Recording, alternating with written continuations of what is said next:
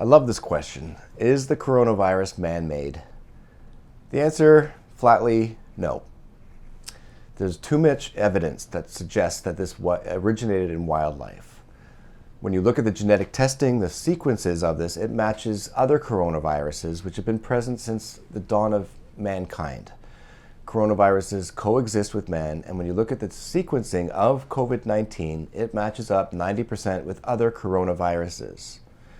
Okay, sure, you could postulate that perhaps somebody invented this using a coronavirus genetic template.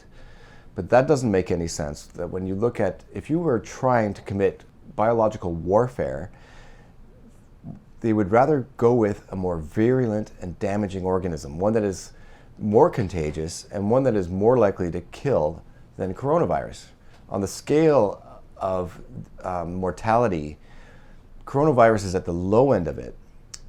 When you look at Ebola, for example, that is a much higher, much more dangerous weapon, if you will. So if somebody was meddling with genetics, they wouldn't have gone with a coronavirus. They would have gone with a more deadlier virus like Ebola. So this statement here is a joint statement from scientists dated March 7th, 2020. And I'm just going to read from it. We stand together to strongly condemn any conspiracy theory suggesting that COVID-19 does not have a natural origin.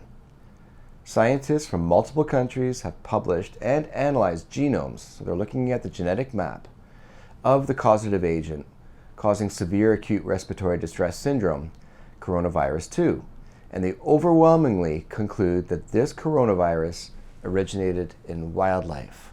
So this is coming from scientists who are very familiar with genetic codes, genetic maps, genetic makeup. They're very familiar with that of viruses that are commonly inflict human beings.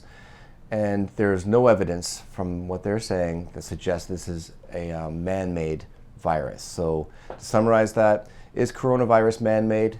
No, it's unlikely. It shares too much genetic material with pre-existing coronaviruses, and that if somebody was to commit a form of biological warfare, they would have gone with a much more serious virus causing more mortality.